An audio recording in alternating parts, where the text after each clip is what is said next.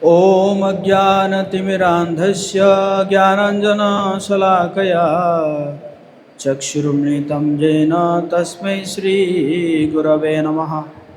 श्रीचैतन्यमनोभीष्टं स्थापितं येन भूतले स्वयं रूप कदा मह्यं ददाति स्वपदान्तिकं। वन्देऽहं श्रीगुरो श्रीयुतपदकमलं श्रीगुरुन् वैष्णवांश्च श्रीरूपं साग्रजातं सहगण रघुनाथान्वितं तं सजीवं साद्वैतं सावधूतं परिजनसहितं कृष्णचैतन्यदेवं श्रीराधा कृष्णपादान् सहगण ललिता श्रीविशाखान्वितांश्च।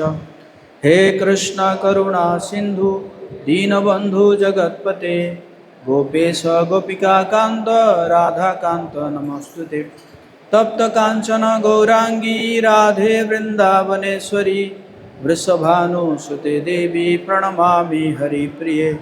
वाञ्छाकल्पतरुभ्यश्च कृपा सिन्धुभ्येव च पतितानां पावनेभ्यो वैष्णवेभ्यो नमो नमः। जय श्री कृष्ण चैतन्य प्रभु नित्यानंद श्री अद्वैत गदाधर श्रीवासादि गौरभक्तवृंद। हरे कृष्णा कृष्णा कृष्णा हरे हरे, हरे राम राम राम हरे हरे। नमो ओं विष्णुपादाय कृष्णपृष्ठाय भूतले श्रीमते भक्तिवेदांत स्वामिनिति नामिने। नमस्ते सरस्वती देवे गौरवाणी प्रचारिणे निर्विशेष शून्यवादी पाश्चात्य देशतारिणे। मूकं करोति वाचालं पंगुं लंघयति गिरिं यत्कृपातमहं वन्दे श्रीगुरुदिनतारिणं श्रीचैतन्येश्वरं परमानन्दमाधवम्। नारायणं नमस्कृत्य नरो चैवं नरोत्तमं देवीं सरस्वतीं व्यासं ततो जयमुदीरये। नष्टप्रायशुभद्रेषु नित्यं भागवत सेवया भगवती उत्तम श्लोके भक्तिर्भवति नैष्टिकीम्। ॐ नमो भगवते वासुदेवाय। ॐ नमो भगवते वासुदेवाय। ॐ नमो भगवते वासुदेवाय।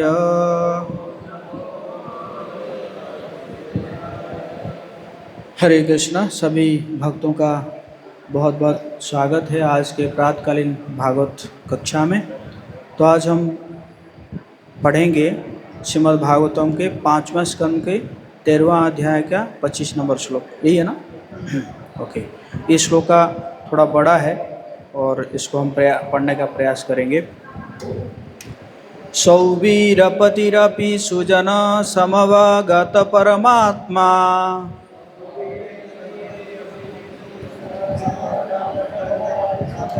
सत्वत आत्मनि अविद्याध्यारोपितं च देहात्मा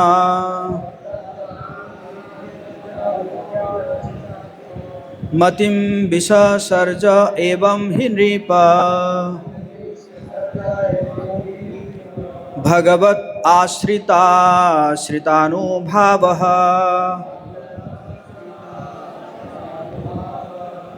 कोई पढ़ सकते हैं? पढ़ेंगे हैं? ओके। श्लोक का बहुत बड़ा है तो इसलिए शब्दार्थ पढ़ते हैं। शब्दार्थ। सौवीरीपति ही, सौवीर राज्य का राजा, अपि निश्चय ही, सुजन महापुरुष से, समावगत भली भांति अवगत होकर या जानकर, परमात्मा सतत्व आत्मा तथा परमात्मा की स्वाभाविक स्थिति की सत्यता, आत्मनि अपने आप में, अविद्या अज्ञान से, अध्यारोपितम भूल से आरोपित, च तथा देह शरीर में, आत्ममतिम स्वबोध विससर्ज पूर्णतया त्याग दिया। एवं इस प्रकार ही निश्चय ही नृप हे राजन भगवत आश्रित अनुभाव परंपरानुसार सदगुरु की शरण में आए हुए भक्त की शरण में जो निश्चित रूप से अविद्या रूपी देहात्म बुद्धि को निकाल पाने में समर्थ है। तो अनुवाद पढ़ेंगे, अनुवाद और तात्पर्य। श्रील प्रभुपाद की जय। श्रील प्रभुपाद जी के शिष्यों की जय। ध्यान से सुनेंगे। परम भक्त जड़ भरत से उपदेश ग्रहण करने के पश्चात सौवीर का राजा राहुगण आत्मा की स्वाभाविक स्थिति से पूर्णतया परिचित हो गया। उसने देहात्म बुद्धि का सर्वस्व परित्याग कर दिया। हे राजन, जो भी ईश्वर के भक्त की शरण ग्रहण करता है वह धन्य है, क्योंकि वो बिना कठिनाई के देहात्म बुद्धि त्याग कर सकता है। तात्पर्य, जैसा कि चैतन्य चरितामृत में कहा गया है, साधु संग सर्वशास्त्रे कय, लव मात्र साधु संगे सर्व सिद्धि है। यह सच है कि चाहे क्षण भर की ही संगति क्यों न हो, यदि कोई शुद्ध भक्त की शरण में जाता है तो उसे पूर्ण सिद्धि प्राप्त होती है। साधु भगवान का शुद्ध भक्त होता है। यह हमारा स्वयं का अनुभव है कि हम गुरु के प्रथम उपदेश से ही कृष्ण भावनामृत से अभिभूत हो उठे, जिससे आज हम कृष्ण भावनामृत के पथ पर है और कृष्ण दर्शन को समझ सकते हैं। परिणाम यह हुआ कि आज अनेक भक्त कृष्ण भावनामृत आंदोलन में संलग्न है। यह समूचा संसार देहात्म बुद्धि के वशीभूत होकर चक्कर लगा रहे हैं। संसार भर में लोगों को ज्ञान प्रदान करने और कृष्ण भक्ति में लगाने के लिए भक्तों का जाल बीत जाना चाहिए। श्रील प्रभुपाद की। सौवीर पति अपि सुजन समवगात परमात्मा सत्वत आत्मनि अविद्या ध्यारोपितम च देहात्मा मतिम विससर्ज एवं हि नृप भगवत श्रितानुभावः। बहुत सुंदर श्लोक है यहाँ पे।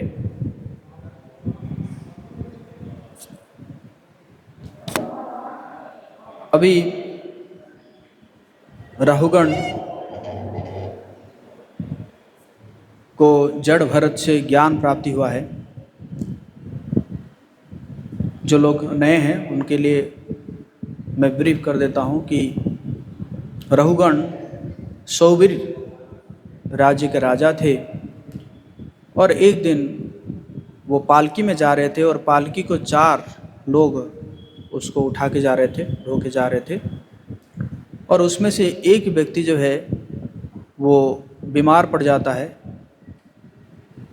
और वो लोग देखते हैं कि जड़ भरत जो कि खेती में बैठकर अपना भगवान का स्मरण करते रहते हैं और उनका बहुत ही बलिष्ठ शरीर था, तो ये जो पालकी ढोने वाले उनको लगा कि ये तो बहुत अच्छा है, पालकी ढो सकता है। तो उनको जड़ भरत, वो जानते नहीं है कि जड़ भरत कितने बड़े महात्मा है। जड़ भरत जो है पिछले जन्म में भगवान ऋषभदेव के पुत्र हुए भरत महाराज, और उन्होंने जो है भक्ति के भाव जो स्टेज है उस स्टेज को वो प्राप्त किए थे।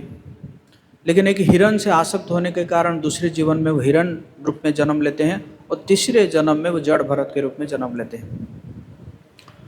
तो वो पालकी ढोने वाले उनको पता नहीं था, तो वो लोग क्या किए कि जड़ भरत जी को भी उसमें शामिल कर लिए। लेकिन जड़ भरत जो है वो क्योंकि बहुत उच्च कोटि के परमहंस थे, उनको जीवों के ऊपर बहुत दया था। वो जब पालकी लेकर जा रहे थे तो वो जो नीचे जो भी चिंटी वगैरह आते थे वो उनको सावधान होने के लिए वो इधर उधर पैर करते थे, तो इसी कारण पालकी हिल रहा था। तो पालकी हिल रहा था तो राहुगण जो है को बड़ा गुस्सा आया, 1-2 बार डांटे और तीसरी बार जो है वो उतर के जो है बहुत जोर से डांटने लगे और ऐसे लगा कि जैसे कि उनको जड़ भरत को मार देंगे।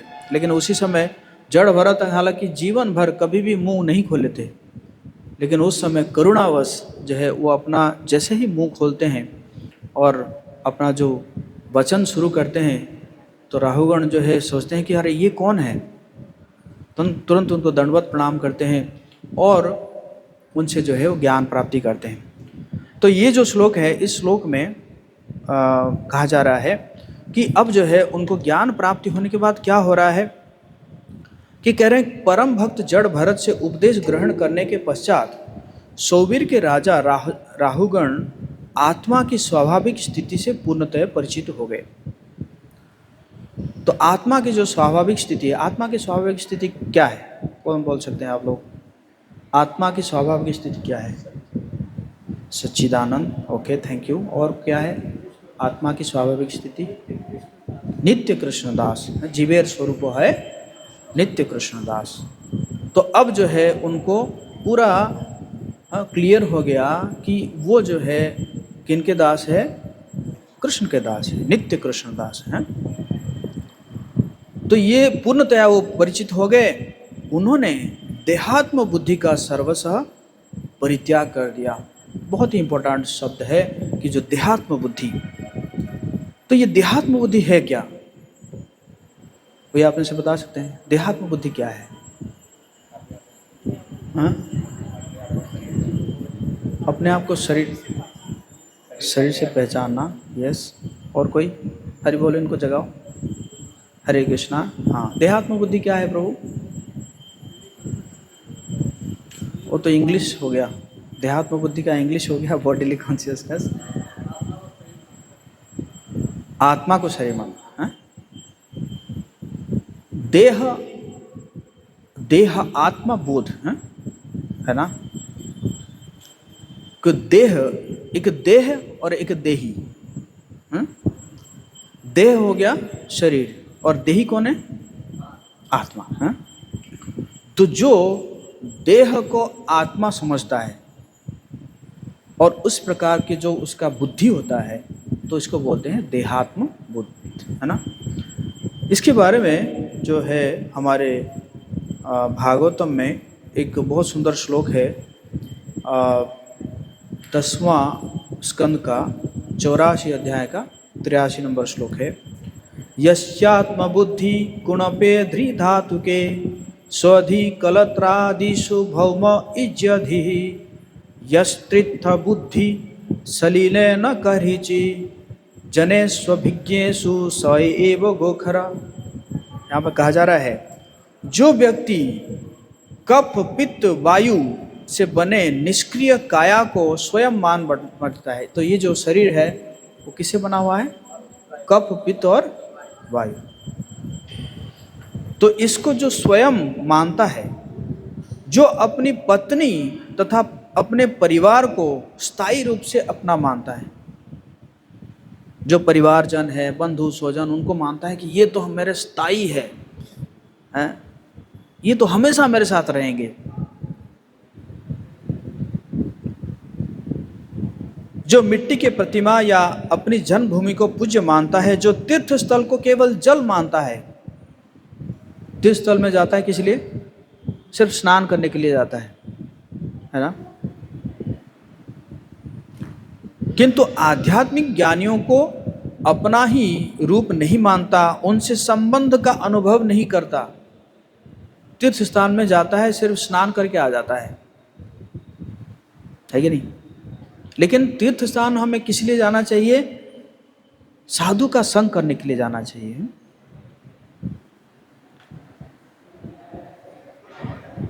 तो क्या होता है, और उनकी पूजा नहीं करता, साधुओं की पूजा नहीं करता,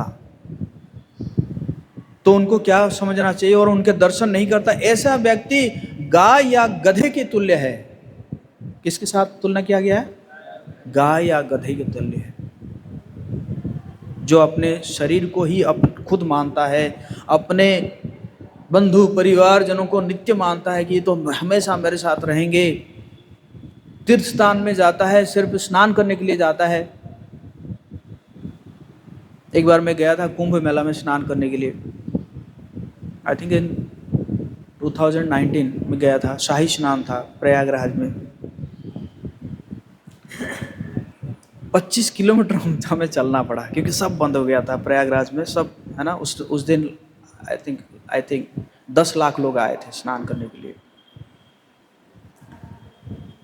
तो 25 किलोमीटर हमें चलना पड़ा क्योंकि सब बंद हो गया था, ऑटो टोटो सब बंद कर दिया था। और आइडिया भी नहीं था कहाँ है, सब बोलते थे बस आगे बस आगे बस आगे करते करते सुबह 3 बजे उतरे और लगभग 8 बजे तक हम जाके पहुँचे हमारे इस्कॉन के जो शिविर बना हुआ था। तो कितने सारे लोग आ रहे हैं, बस स्नान करें और चल पड़े।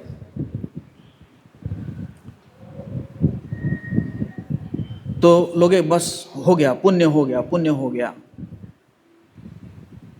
एक बार पार्वती माता शिव जी को पूछती है कि इतने सारे लोग गंगा जी में स्नान कर रहे हैं, इनका पाप क्यों नहीं धुल रहा है? तो शिव जी ने कहा विश्वास नहीं है। तो पार्वती ने कहा अगर विश्वास नहीं है तो स्नान करने क्यों आ रहे हैं? तो शिव जी ने कहा कि चलो दिखाता हूँ तुम्हें। तो हरिद्वार में आए और एक गड्ढा खोद दिए और उसमें जो है वो एक सांड बनकर जो है नीचे रहे और पार्वती माता को ऊपर रखे। बोले जो भी गंगा स्नान करके आएगा उसको बोलना मुझे उठाने के लिए, और जैसे ही ये रस्सी छूने आएगा उसको बोलना कि तुमने जीवन भर कोई पाप तो नहीं किया ना, अगर पाप किया होगा तो रस्सी छूते ही तुम मर जाओगे। तो ऐसे ही हुआ।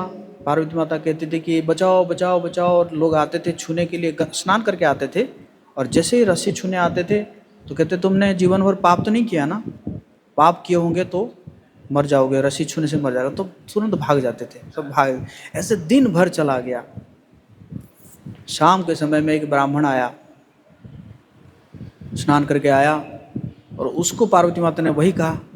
वो ब्राह्मण ने कहा कैसे बात करती हो माता जी, अभी तो मैं गंगा स्नान करके आया हूँ, पाप रहा कहाँ मेरे शरीर में?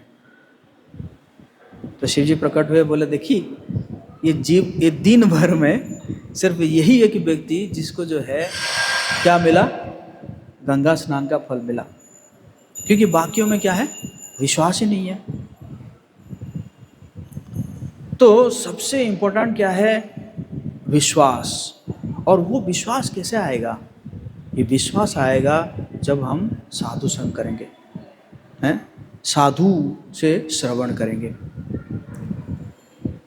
तो वही यहाँ पे बताया गया है कि अगर इस जो देहात्म बुद्धि जो व्यक्ति है, हालांकि उनके 2 पैर होते हैं, लेकिन वो 2 पैर होते हुए भी उनको क्या माना गया यहाँ पे, गाय या गधे के तुल्य है।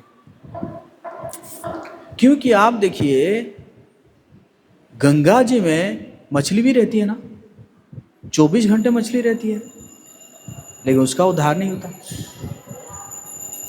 जय श्री श्री गौरताय की जय, श्री श्री राधा बांके बिहारी की जय, श्री श्री सीताराम लक्ष्मण हनुमान की जय, जगत गुरु श्रील प्रभुपाद की जय। और तीर्थ स्थान में गाय भैंस वो भी जाते हैं, गंगा जी में जाते हैं, लेकिन उनका भी उद्धार नहीं होता है। उद्धार उसी का होगा जो जानता होगा कि गंगा जी का जो महात्म्य क्या है। तो इसीलिए ये देहात्म बुद्धि जो है, ये देहात्म बुद्धि से ऊपर उठने के लिए हमें क्या चाहिए, साधु का संग चाहिए, है कि नहीं? नहीं तो फिर क्या होगा कि हमें जो है सुख नहीं मिलेगा। तो इसी प्रकार हम देखते हैं कि महाभारत युद्ध में जब युद्ध शुरू हो रहा था, अर्जुन भी जो है वो किस बुद्धि में थे, देहात्म बुद्धि में थे, है कि नहीं? वो सोच रहे थे अरे ये तो मेरे पितामह है, ये कोई ससुर है, भाई है, भतीजा है, मामा है, इनके साथ मैं कैसे लड़ूंगा? और कई प्रकार के वो जो है कारण दर्शाए कि मुझे इनके साथ क्यों नहीं लड़ना चाहिए। सभी प्रकार के वो कारण दर्शाए, और सभी कारण जो किससे दर्शा रहे थे, सब शास्त्रों से बता रहे थे, सब वेदों से बता रहे थे कि वर्ण संकर होगा, जो है पाप लगेगा।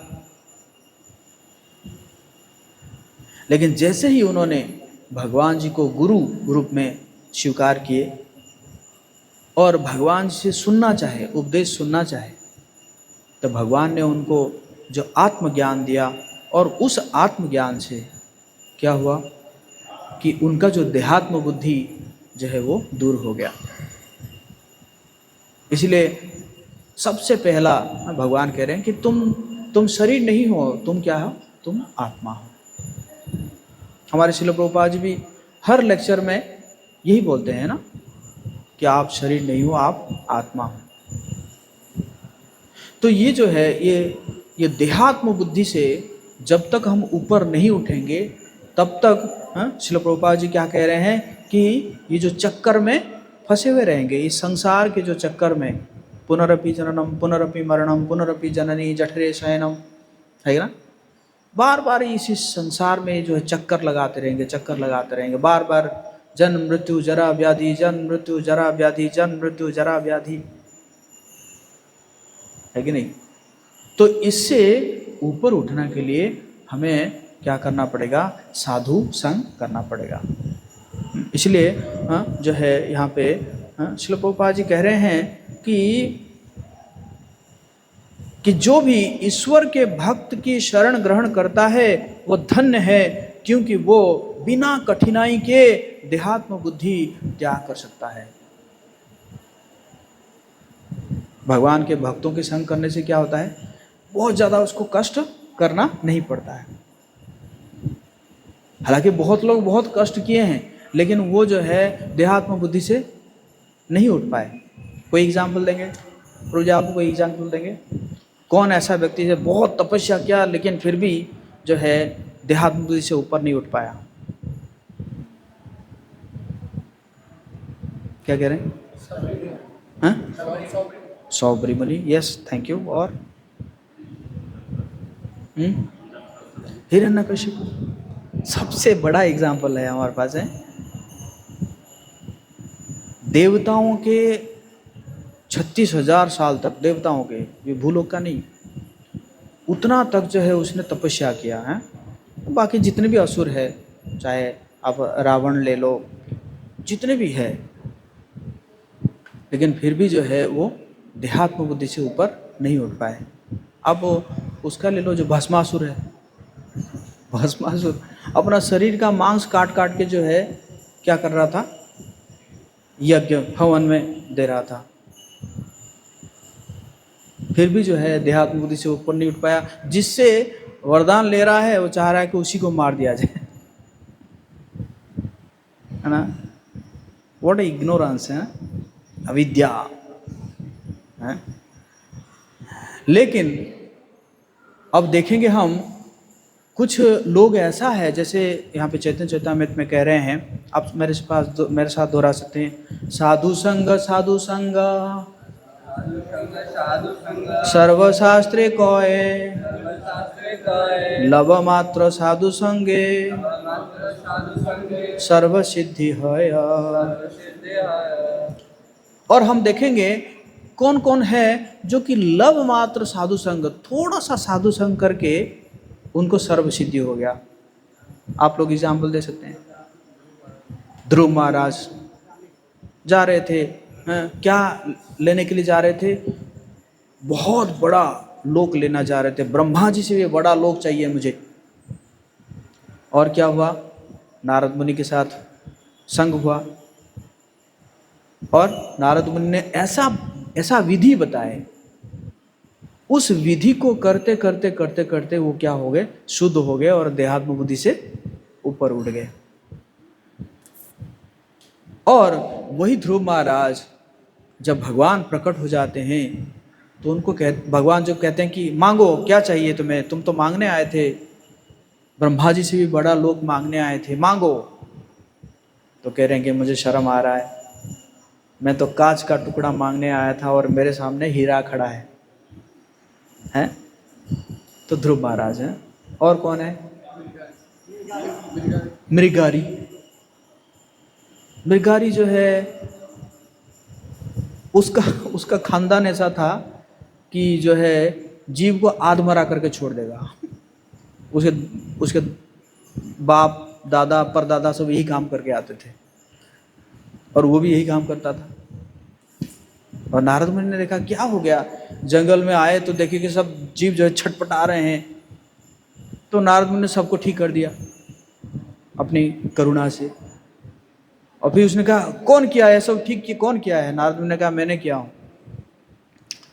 नारद मुनि ऐसा क्यों करते हो? तो ये तो हमारा खानदानी बिजनेस है, व्यापार है हमारा ये। तो पता है तुम्हें क्या फल मिलेगा ऐसे? नहीं पता है।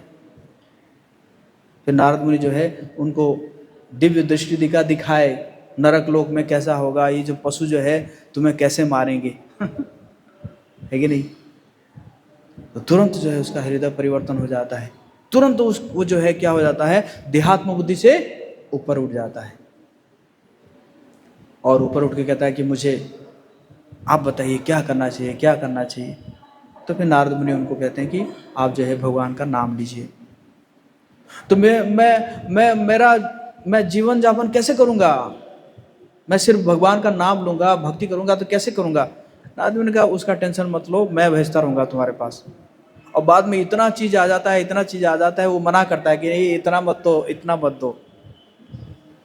है कि नहीं? और कौन है?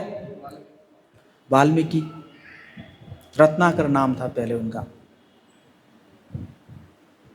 अपने परिवार को पालन पोषण करने के लिए, भरण पोषण करने के लिए डकैती करते थे, मर्डर करते थे, टॉर्चर करते थे लोगों को, चोरी करते थे। और उसी में नारद मुनि भी आ गए। और नारद मुनि आए, नारद मुनि तक कहीं पे है ना, उनका जो वस्त्र है उसमें कहीं जेब है नहीं। है कि नहीं? बोले मेरे से क्या लोगे, मेरे पास तो है ही नहीं कुछ, जेब में है नहीं मेरे पास। नहीं कुछ ना कुछ तो है आपके पास। तो फिर नारद मुनि ने कहा ये सब क्यों कर रहे हो? परिवार को पोषण करना है, भरण पोषण करना है, कैसे करूंगा? पता है तुम्हें ये जो पाप हो रहा है, इस पाप का कौन भागीदार होगा? परिवार वाले होंगे, उनके लिए कर रहा हूं। पूछा है? पूछना क्या है? नहीं जी एक बार जाके पूछ के आओ। आप बड़े चालू बन रहे हैं, मैं जाऊंगा और आप भाग जाएंगे।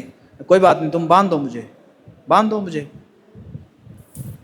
तो बांध दिया, कि पेड़ में बांध दिया नारद मुनि को और गया पूछने के लिए। पूछा, सबसे पहले पत्नी को पूछा, तुम्हें पता है ना मैं डकैती कर रहा हूँ, चोरी कर रहा हूँ, ये पाप हो रहा है, तुम इसका भागी बनोगी ना? अब मैं क्यों बनूं? जब आपने मुझे विवाह किया था, विवाह का मतलब क्या है? विशेष वाहन, जो इसको मेंटेन करना है, इसीलिए विवाह कहते हैं। तो जब आप करने के लिए विवाह किए तो आप करेंगे, आप कैसे करेंगे? मैं क्यों उसका भागी बनूं? अपने माता पिता से पूछा, माता पिता ने कहा देखो हम तो बचपन में तुम्हें पालन पोषण किए ताकि तुम जो है बुढ़ापे में हमारा सहायता करोगे, हम क्यों ले उस पाप का भागीदार, हम क्यों बने? फिर अपने बच्चों से पूछा, बच्चों ने कहा कि भाई आपने जन्म किया है, आपका काम है ये, हम क्यों बने? तो फिर उसको एक झटका लगा। नारद मुनि की कृपा थी, मतलब इसी प्रकार उसका जो है उसका जो विजन खुल जाता है, उसको एक स्पिरिचुअल विजन मिल जाता है। दौड़ दौड़ के आया, नारद मुनि को खोल दिया, अब मुझे क्या करना चाहिए? बोले तुम जो है भगवान जी का नाम जपो, राम राम। बोला नहीं हो रहा है राम राम, क्योंकि मैं बहुत मारा हूँ इसलिए मरा हो सकता है। बोले ठीक है वही मरा ही जपो। तो मरा राम राम करते करते क्या बन गए? वाल्मीकि। और बाद में ब्रह्मा जी की कृपा से उन्होंने रामायण लिखा, है ना, सबसे ऑथेंटिक रामायण लिखा। और जिसको भगवान कृष्ण भी सुनते थे। इस रामायण को भगवान कृष्ण भी सुनते थे अपने जो है माता पिता से। तो इस प्रकार हुआ। लव मात्र साधु संग सर्व सिद्धि है। और कौन है?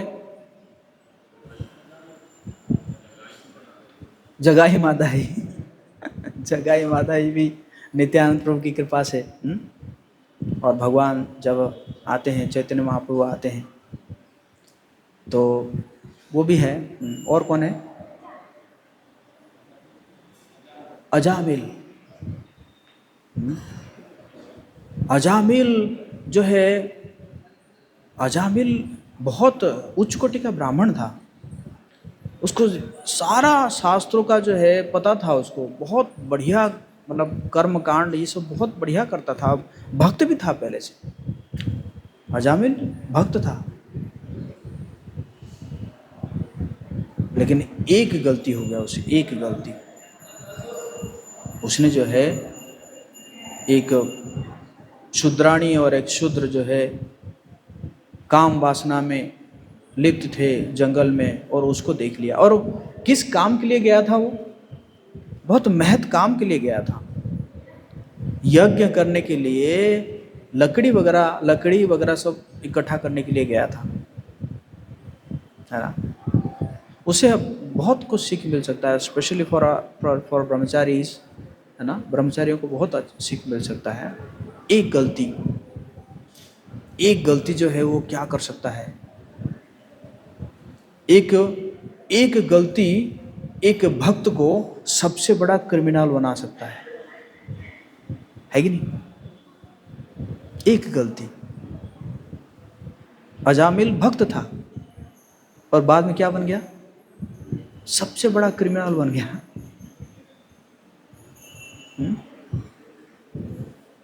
सब जो है उस वेश्या को ले आया, घर में रखा, पत्नी को भगा दिया, माता पिता को भगा दिया।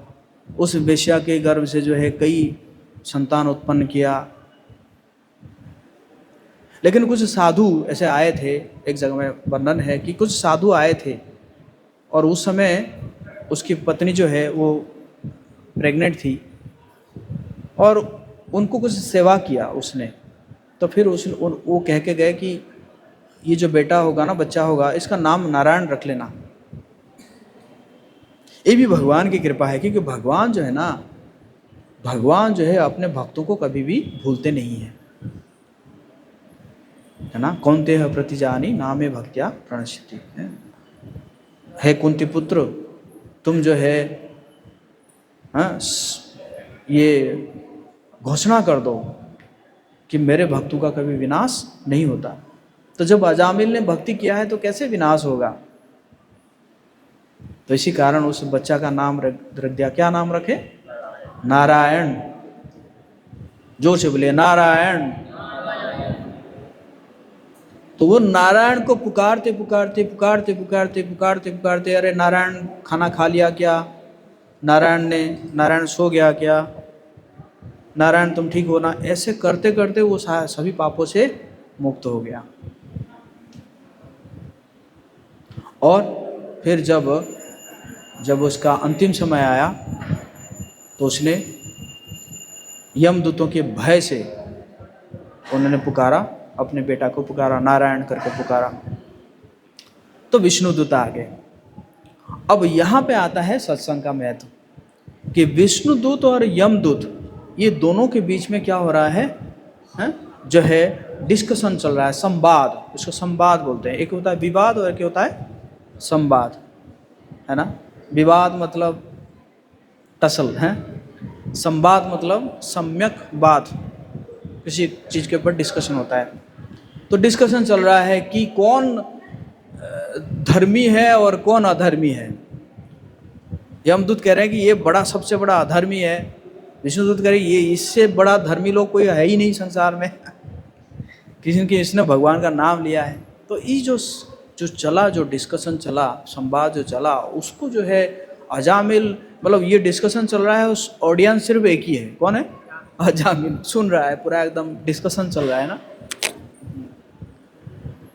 तो सुनते वो कन्विंस हो गया कि भगवान का नाम का कितना महत्व है। और जैसे ही जो है यमदूत चले गए, विष्णुदूत भी तुरंत चले गए, तो उठा, वो देखा ही नहीं, अब ना वो अपने पत्नी की तरफ देखा ना बच्चों की तरफ देखा, तुरंत उठा और कहाँ चला गया? हरिद्वार में चला गया।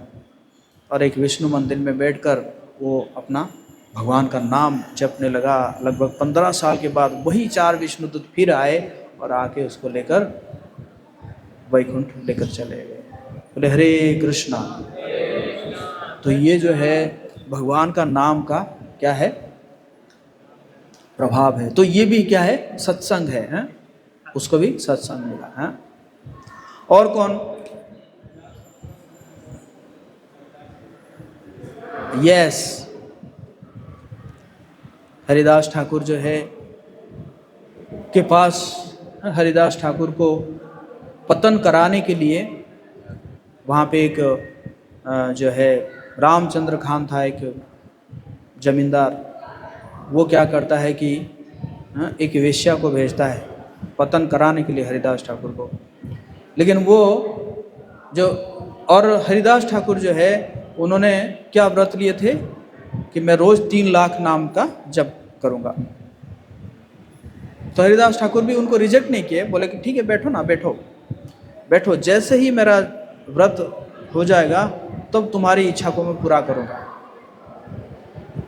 और वो रात भी गया, दूसरी रात गई, तीसरी रात, तो जब वो सुनता रहा, एक शुद्ध भक्त के मुख से हरे कृष्णा कृष्णा कृष्णा हरे हरे, हरे राम राम राम। तो सुनता गया, सुनती गई, तो क्या हुआ? फिर वो भी, उसका हृदय भी परिवर्तन हो गया, वो भी देहात्म बुद्धि से ऊपर उठ गया। अभी हम वही देहात्म बुद्धि से कैसे ऊपर उठा जाए और साधु संघ का क्या महत्व है, उसके ऊपर हम डिस्कशन कर रहे हैं। और हरिदास ठाकुर ने कहा कि तुम मुंडन कर लो। उस विषय को क्या कहा? मुंडन कर लो। मुंडन कर ली। जबकि जो माताएं हैं, महिलाएं होती हैं कि उनका बालों के ऊपर कितना आसक्ति होता है ना, तो मुंडन कर लिया उन्होंने। और बोले जो भी तुम कमाई हो सब दान कर दो और आके इसी कुटिया में रहो, और रोज जो है तुम यहाँ पे भी नाम का जप करो, तुलसी जी का सेवा करो। और साध्वी बन गई। अब लोग उसको दर्शन करने आने लगे, हाँ, क्योंकि भगवान का नाम का जप कर रही थी।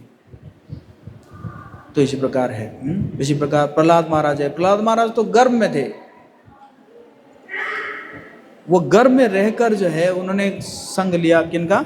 नारद मुनि का संग लिया, और पैदा होते ही वो जो है भक्ति शुरू कर दी। तो इस प्रकार हम देखते हैं कि जो है ये देहात्म बुद्धि से ऊपर उठने के लिए जो है हमें क्या चाहिए? साधु संग बहुत आवश्यकता है ना। क्योंकि साधु संग से जितना हम साधु संग करते हैं, ये तो ठीक है लव मात्र साधु संग, लेकिन हम ज़्यादा से ज़्यादा जितना हम साधु संग करते हैं उतने ही हमारे जो अज्ञानता है, उस अज्ञानता जो है वो दूर होता है। वही परपट है, यही परपट, एक ही परपट है। अब जितने लोग साधु से सुनेंगे, आप देखेंगे कि आपको जो है उसमें अलग अलग एंगल जो है वो आता जाएगा। इसलिए कोई अगर कहता है, कई बार जो है हम कहते हैं कि आप भगवत गीता पढ़ते हैं क्या? नहीं प्रभु, भगवत गीता खत्म कर दिया, भगवत गीता खत्म कर दिया। अरे भगवत गीता को खत्म कैसे करोगे? भगवत गीता एक दिव्य ग्रंथ है, दिव्य ग्रंथ का खत्म कैसे होगा? जो कहता है कि भगवत गीता को खत्म कर दिया, इसका मतलब वही खत्म हो गया है। Yes no yes. हरि अनंत, हरि कथा अनंत। जैसे हरि अनंत है, उनका जो वाणी है वो भी अनंत है, वो खत्म कैसे होगा? है ना। हमारे एक महाराज है, आई थिंक शायद प्रहलाद आनंद महाराज होंगे शायद, वो लगभग 200-250 बार पढ़ चुके हैं भगवद गीता।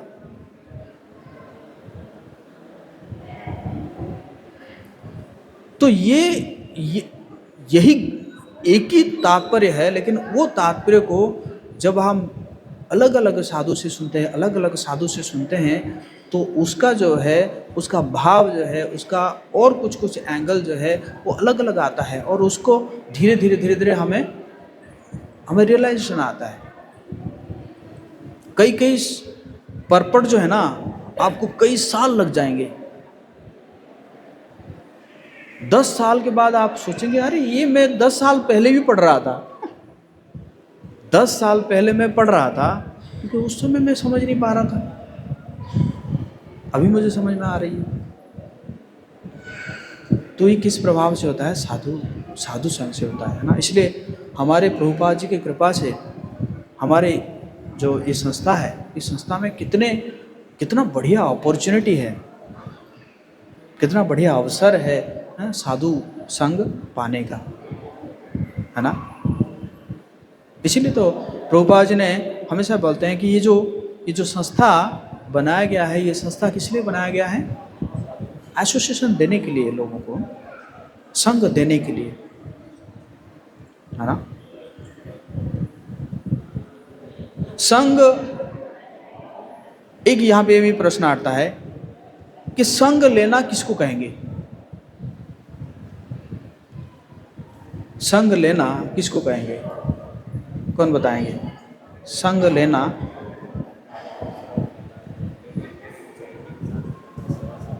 हाँ,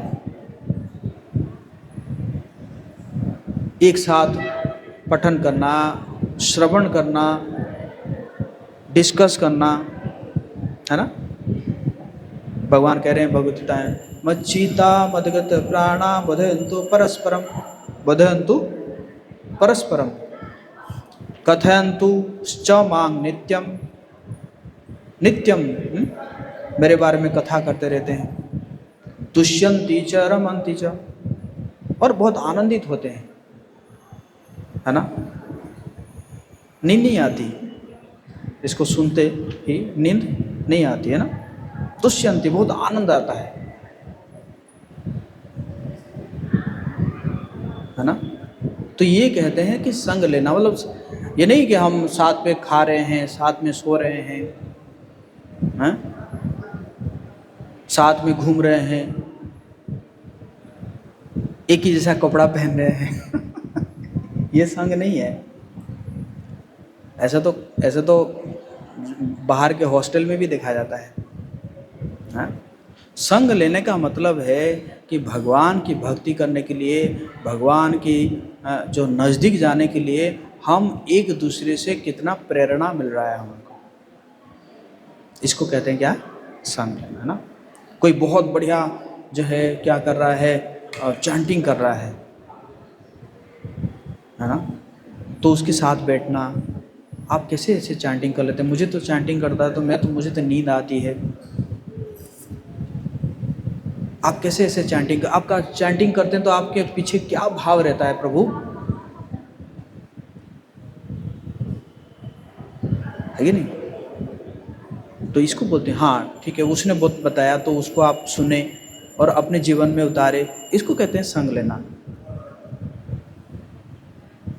आप इतना बुक डिस्कशन बढ़िया कैसे कर लेते हैं प्रभु, या आप जो है भक्तों को इतना बढ़िया केयर कैसे कर लेते हैं प्रभु। तो ये जब ये सब के बारे में हम अगर इंक्वायरी करते हैं किसी से और उससे अगर प्रेरणा लेते हैं, इसी को बोलते हैं संग, है ना। ये नहीं कि कंपटीशन करना है कि आपने एक केक खाया, इतना बड़ा केक खाया, मैं भी इतना बड़ा केक खाऊंगा है कि नहीं? ये संग नहीं है।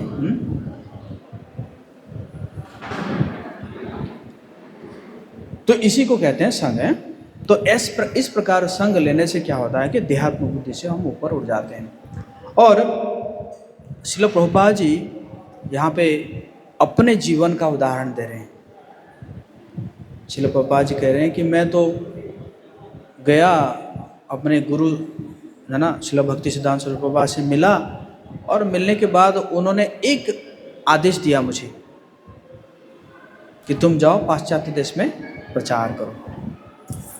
तो श्रील प्रभुपाद जी कह रहे हैं कि वो जो आदेश दिया, वही आदेश जो है से मेरा हृदय में इतना परिवर्तन आया कि आज पूरा मैं खुद भी भक्ति किया और ये पूरा संसार जो है क्या हो रहा है, कृष्ण भावनामृत में लग रहा है। श्रील प्रभुपाद की, श्रील भक्ति सिद्धांत स्वरूप प्रभुपाद की, इस्कॉन संस्था की। तो प्रभुपाद जी कह रहे हैं कि ये संग करेंगे, लव मात्र संग, मतलब थोड़ा सा समय के लिए मैं मिला हूँ। वैसे देखा जाए श्रील प्रभुपाद जी जो है अपने गुरु से बहुत ज़्यादा नहीं मिले हैं, बहुत कम समय के लिए मिले हैं, है ना। और फिर कह रहे हैं कि क्योंकि जो है साधु जो है वो भगवान के शुद्ध भक्त होते हैं। तो शुद्ध भक्त क्या है? कोई विशुद्ध भक्ति भी है क्या, या और कुछ भक्ति है क्या? कैसे हम डिफाइन करेंगे शुद्ध भक्त कौन है? शुद्ध भक्त कौन है? हैं? स्ट्रिक्टली फॉलो करता है भगवान के प्रसन्नता के लिए।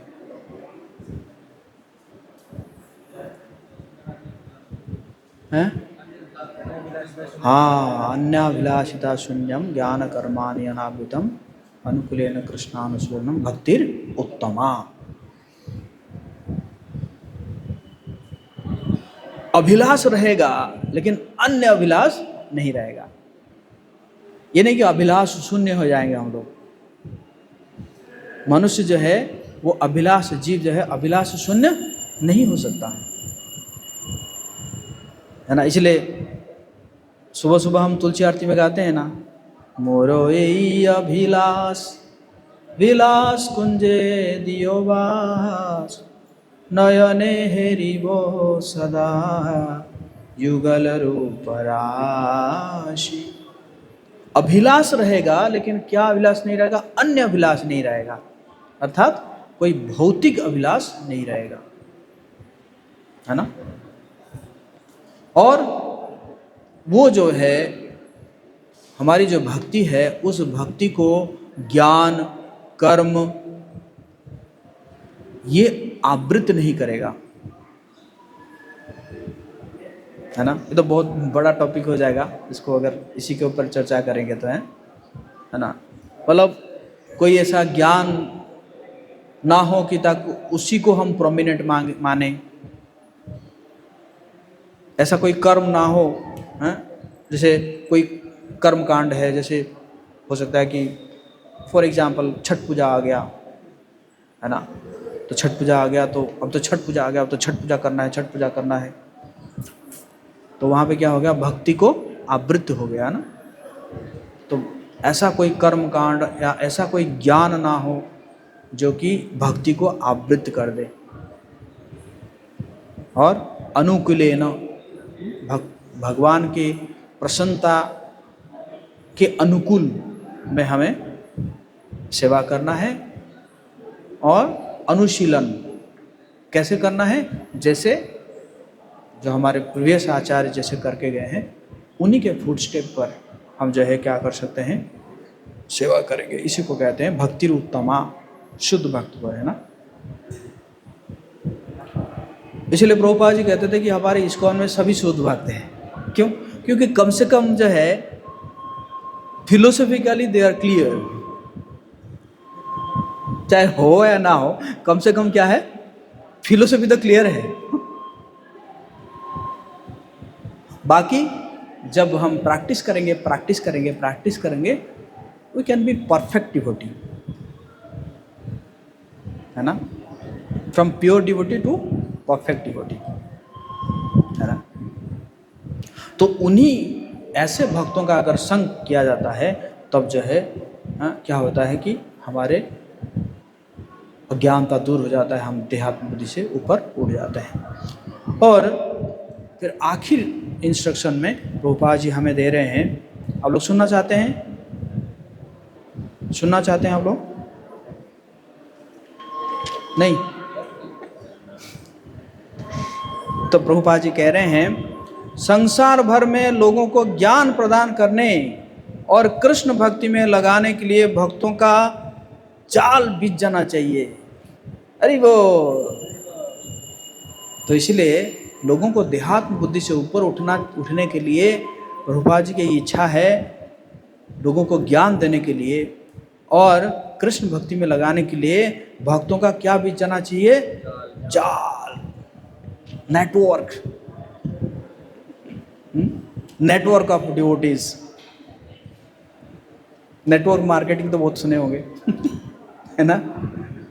तो इसी प्रकार नेटवर्क ऑफ डिवोटीज एकदम संसार में भर जाना चाहिए डिवोटी भक्त लोग, है ना? तो इस प्रकार यहाँ पे श्रील प्रभुपाद जी ये इंस्ट्रक्शन दे रहे हैं। मुख्य रूप से इसमें 3 चीज़ था। सबसे पहला था कि भक्तों की संगति करने से हम जो है देहात्म बुद्धि से ऊपर उठते हैं। फर्स्ट पॉइंट ये था।